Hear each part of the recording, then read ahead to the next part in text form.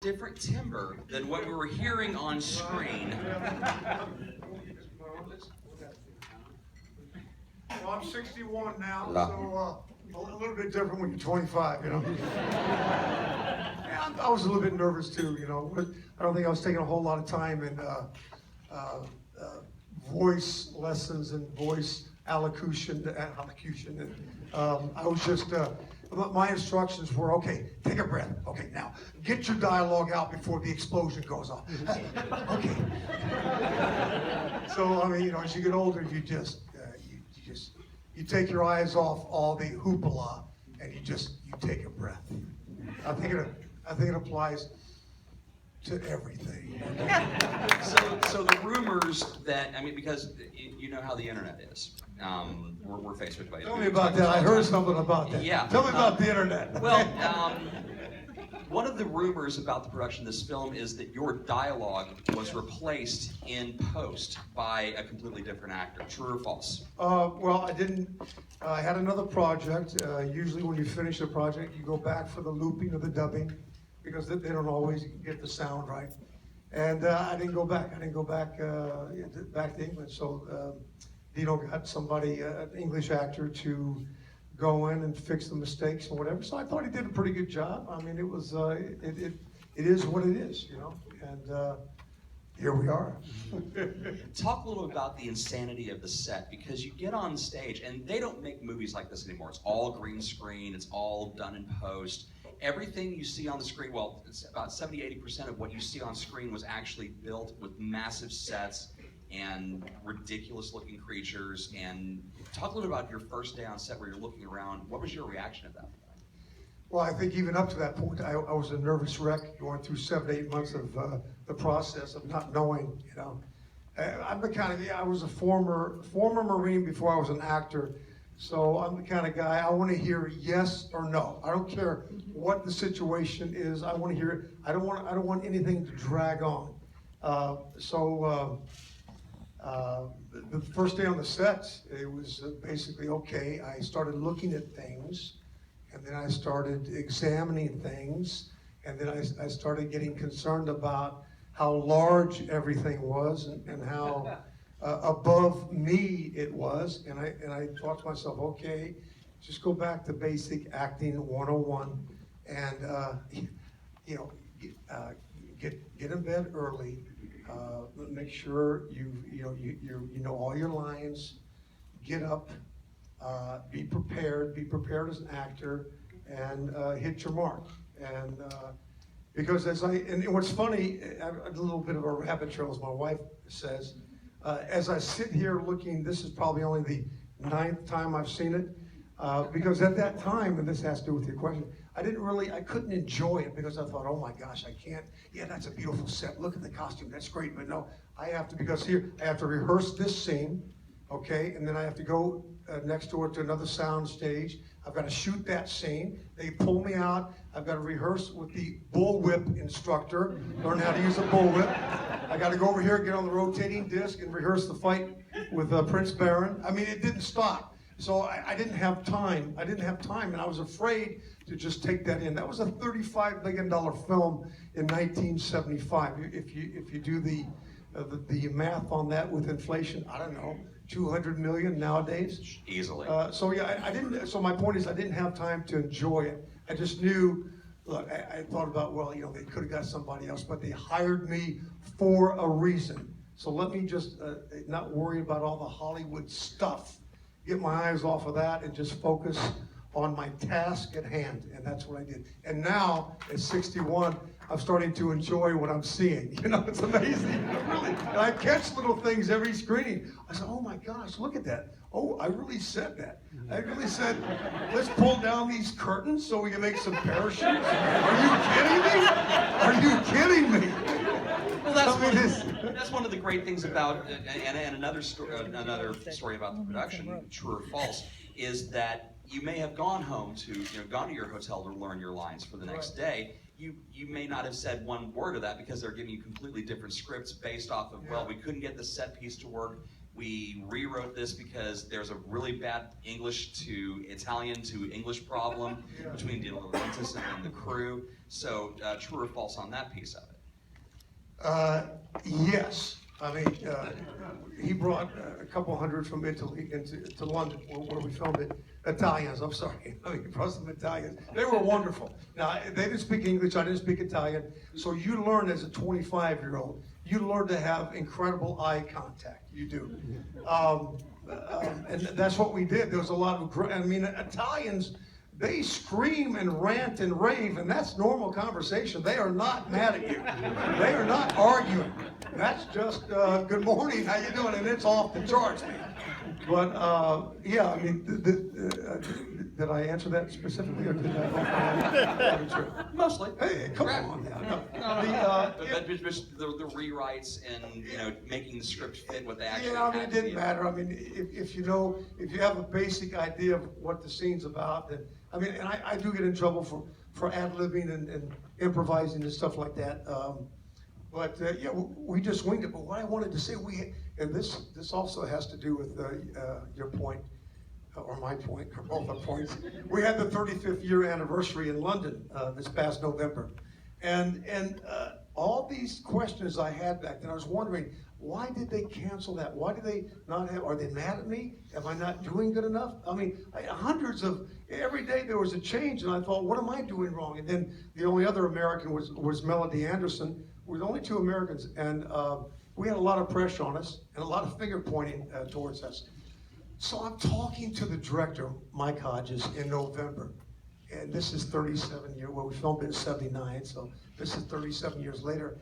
And the same thing, I said, Mike, I had all these questions. Why were you guys stopping and doing this? And you and Dino were both looking at me and kind of pointing your finger. I said I was really self-conscious. And he said, Sam, Dino and I didn't have a clue what we were doing. This is incredible. He's 80-something years old. I find out 37 years later that the both of them they were bumping heads. They were two really incredible creative personalities and talents. And, Dino would say, and Dino's the producer. He's the creative guy, okay? But Michael's directing. So you've got the director's vision, you got the producer's vision clashing. So every day it changed. It changed, and this is the outcome. I thought it was pretty good,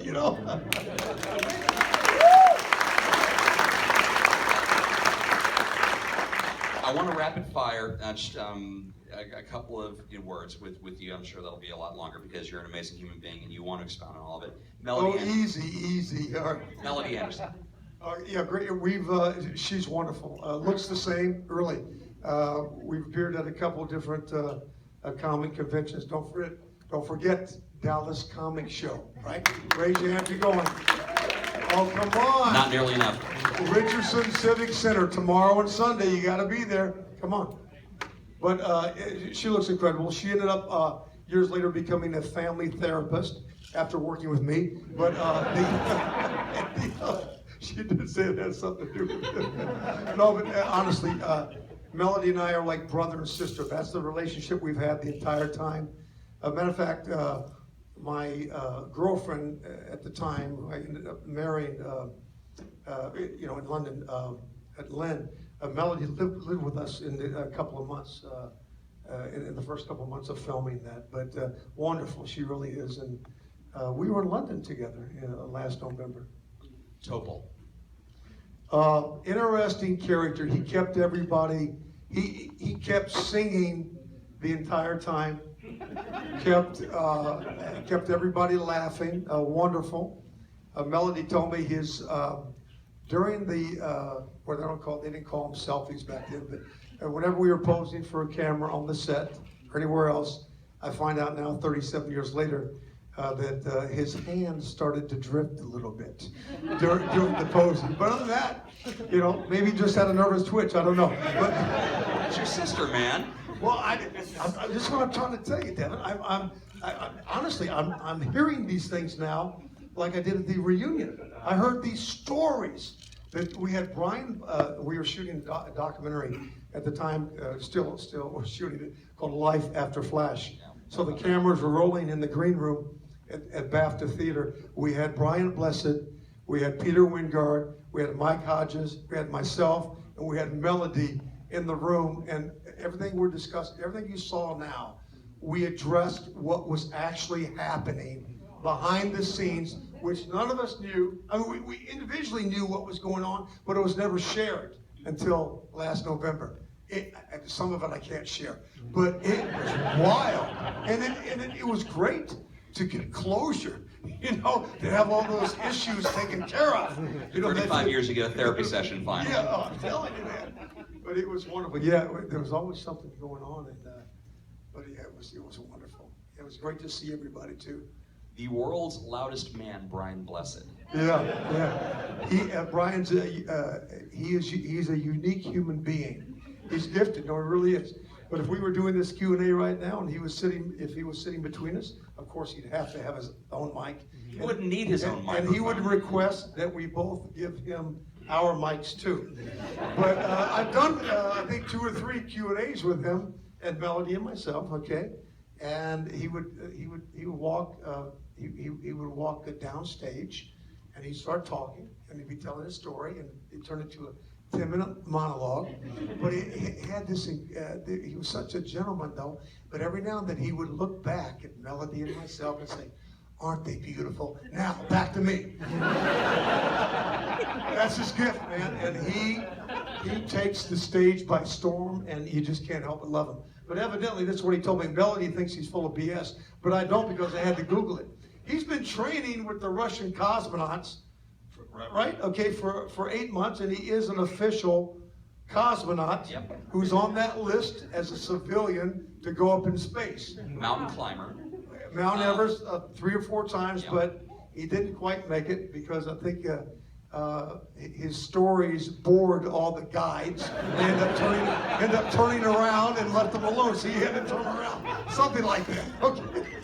But no, he is a unique individual. I mean, he really, all these stories are true. And he's 80. He's 80 years old. And he invited me to his farm. I said, "Well, do you have animals?" He goes, "Yeah, I got 1,500.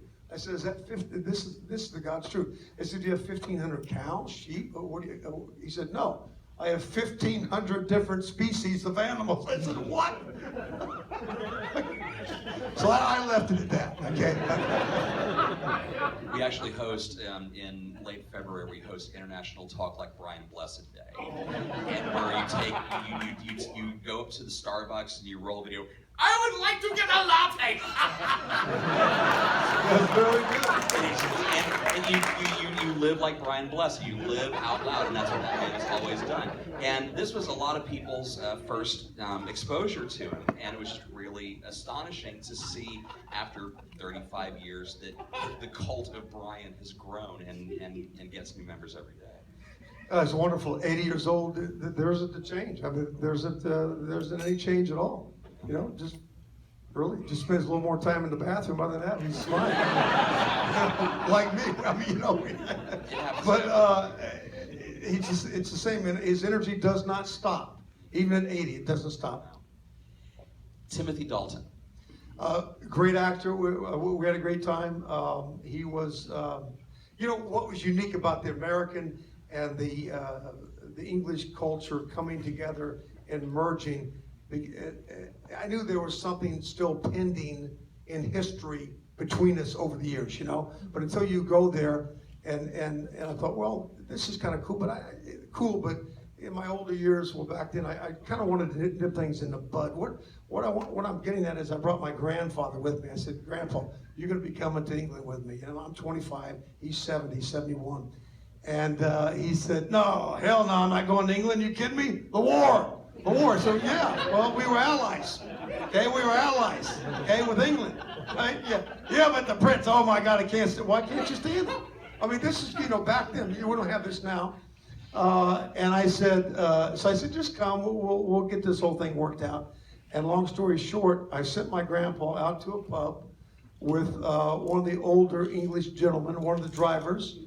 And he came back. Of course, he had a few Guinness. He came back and he said, "My gosh, I've been holding this type of resentment for all these years, but there's nothing wrong with these people." I said, "No kidding, Grandpa. No kidding." Anyway, the whole cultural thing was healed within the Jones family, which I never had an issue with. But anyway, that generational thing was healed, and it was wonderful. I think that was a bit of a rabbit trail on the first question. It's good, man. Go. But no, I love the English people. Matter of fact, I'm in England at least twice a year. And if there was another place I was going to move, I mean, American music is the greatest country in the world. If I ever had to move for work or whatever, it would be England. It really would be. What other places can you walk into a pub built in the year 1550? Okay, and there's an ATM machine in there. That's wild. That's bizarre. No, really, I'm serious. Ornella Moody. Yeah, Ornella. Yeah. Ornella, sorry. Yeah, incredible. I mean, she would. I don't think, unless you really followed her career even back then. In 1979, she had already starred in 25 films, in English, in Italian, in French, and I wouldn't be surprised, multiple other languages. So she was a star. When she arrived on the set, I think she was my age at that time. She had her whole entourage, man. But she was cool. I mean, it was torturous to do that scene with her. She had to sit on my lap, and my gosh, his acting is tough. I'm telling you, it's something else, man. But again, it was all business. But she was wonderful. And those costumes, let's talk about the production design where this goes to the costumes, because after you get the gig and you go over and you're starting to get, okay, and this is your costume for this scene and so forth. And had you ever worn so much Lycra and or spandex in your life? Yes, I have. Well, the problem with the costume was paint. You saw the red, you saw the gold, you saw the silver. So every time we would do a fight scene or even rehearse it, the costume, the tank top was red and black, right? Yeah, okay. And then the t-shirt was white, said Flash. And of course the floors were red and gold and silver. So every time we rolled, a lot of this paint was kind of fresh. Even if it wasn't fresh, your sweaty bodies and your sweaty costumes would make sure that it would get on your costume. It was crazy. But I think I had the only Flash we had about 8 or 12 original Flash t-shirts, and they were all hand painted, the neck, Flash, the sleeves, and I think I have the only one left because they were destroyed. Yeah, I got it. You want it? Okay, we got an auctioneer here. Let's go. Come on.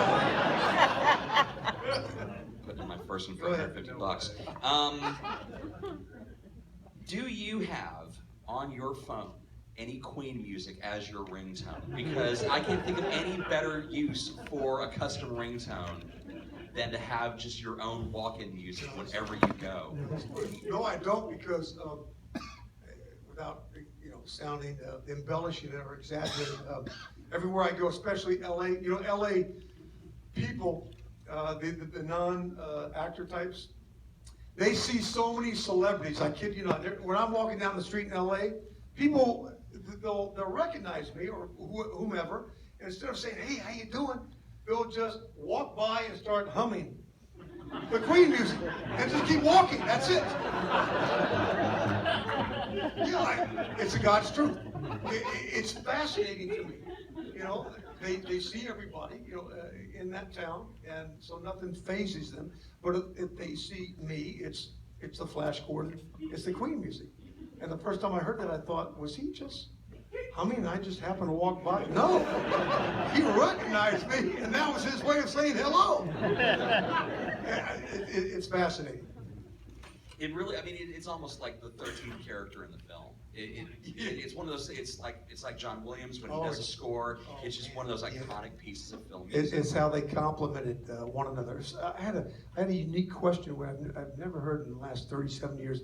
Last week, I forget where. I think I was in New Jersey. They asked me if they were told that Pink Floyd was offered the music first. Has anybody heard that before? Yeah, that's actually I've never heard that before. David Gilmour actually turned it down because it Really? wasn't where he wanted to go. And then they circled back to Brian May because Brian May was Queen was their first choice. Yes. They said, "Nah, I'm not interested. Not really cool." They go to David Gilmour. David Gilmour says no. Then they go back to Brian May. Please do this. And Brian says, "Okay, we can make this work." That's pretty cool. Yeah. But I'm glad Queen decided to do it because obviously they both complement each other very well. And I mean, because I think that's what brought a lot of the audience. I think it's what turned it, made it this sort of iconic, legendary, cult type film. Because the people that didn't even know anything about the character Flash Gordon, they knew Queen and vice versa. That's what got them into the movie theaters, you know. And even now, when I did Ted 2, signed for Ted 3, and probably Ted 28, but even the new age demographics, you know, I had this new age, you know, my age, it's our children. Now it's because of Ted, it's our children's children. Yeah. And they, most of the teenagers to the early 20s, have never seen Flash Gordon, but because of Ted, they're out there watching it now, so it's pretty cool. What was Seth MacFarlane's pitch to you on the film? I got a phone call one day, God's truth, and he said, "This is Seth MacFarlane, and Sam, I was 8 years old. I saw you at the movie theater, and I knew after watching you and the movie, I wanted to be a creative type person." I said, "Well, Seth, you not only turned out creative, but a little bit perverted too, don't you think?" And I said, "Who is this again?" He thought that was funny. He thought that was funny. But, and I get these calls now, in my 50s, my 60s now. I get these calls from these, it's amazing, you know. So don't ever give up, whatever you're waiting for. I'm serious. Imagine getting these calls when they were these young men and women at 5 years old to 10 years old, the impact and influence that the character, and maybe a little bit of me, but the character, it's just that whole, what Flash Gordon represents, that one line in the movie. I sat there and I really paid attention to it, where we're just all looking towards someone that we, someone that got us, someone who we look up to. And here, years later, 30, 40 years later, they're in a position as a decision maker, and they're calling back, saying, "Hey, I want to use you." It's remarkable to me. It really is, the impact that we had on certain people. In other words, it never stops. It never dies. If that influence is what it should be, if it's positive, if it encourages people to do the right things, and I think that's what Flash Gordon does. He's one of the few who does not have superpowers. It's just his wit and his athleticism and his, I guess, his purity, where he comes across like, it's kind of corny. Is he stupid, or is that just corny? But that's the purity of the character, Sam Jones, Flash Gordon, in that role in 1979, was not tainted at all at that time in his life. He was pure, But as the years went on, Devin, as the years went on. Well, see, here's the thing, because we do have to wrap you up, because I've got to throw you in a car here in a second. And Why? Because I'm. If you throw me in the car, I will hurt you very bad. I know. I wore a belt. I do want to let everybody here know two things. First off, again, Dallas Comic Show, you see the logo back here. It's just up the road. Arapahoe and Central is where the Richardson Civic Center is. Saturday and Sunday. Yes, 11. Yeah, you can get there earlier, Yeah. And can I just say this? Please. We're going to have them ask a couple questions. I thought we were. Do we have time? Is it a studio? I have time. The answer is yes. Is it a theater thing? Is it a theater issue? Throw up your hands if you have a question. Well, I'll throw make them it up. quick. Come on. Right Up top. Go ahead. Let's go up top and then up here up front. So up top first. Yeah, you're still holding your breath. 3 minutes. Okay, make them quick. Yes, I'm pointing at you. Yes. I'll give you. Go ahead. Go. Okay, so this is actually my first time to see the movie, and I loved it. It was absolutely awesome. Woo! Okay, so really, I have to know, what is up with the lizard men? They're dungeons everywhere. They're like the trash in this place. Like, where did they come from? What is with them? They didn't spend a whole lot of time on the costumes. Okay, that's your answer. Right there. Where are you pointing, Sam? The only one standing up with his hand up. I like it. Go. Max von Sydow. Great guy. Our Wonderful. He taught me a great lesson. You know, I said, Max, you know, hours went by. I said, Max, your costume weighs 60 pounds. You don't have to hang around. It's going to take 2 hours. And you don't have to give me your off-camera lines. He said, Sam, I'm going to do it, and I expect the same thing from you. He taught me that, and it's amazing because he was right. A lot of stars don't do that. They disappear after they do their close-ups. He was wonderful. Right here in front. Any close Oh, calls? yeah, a lot of falls. That rotating disc, we fell about 30 feet onto stacked boxes. Yeah, that's how they do it, and it worked. I said, stacked boxes? Yeah. Oh, okay. Okay. Last question. Make it a good one. Worked, though. Yes, you. Let's say you got a call from Marvel Universe, Cinematic Universe. Let's say, what enemy or hero do you get called to actually act? You have your pick. Any Marvel or DC superhero flick. Enemy or good guy. Who would you take? Oh, I would probably do both. I would probably do the hero who's also the nemesis. Yeah, the bad guy. And he can't figure out who he is today. I know you've got a ton more questions. You've also got a lot of great stuff. Yeah. Stay in your seats for a second. Yeah. Please come out to the Dallas Comics Show this weekend, Saturday and Sunday. DallasComicsShow.com has your details, and you get to see a lot of amazing people, one of them being the incomparable Sam Jones. Sam! As you come out, I will do some more Q&As, and you'll get to ask a lot of questions. We're doing a full hour Q&A with Sam on Sunday. Check the schedule for it. Once again, on behalf of the Alamo Draft House and Dallas Comics Show, thank you very much. We'll see you guys soon. Another round of applause for Sam Jones! And your moderator, Devin Pike! Alright guys, please stay seated. We're gonna get Sam out of here. If you have any remaining questions or you want to get your picture or autograph,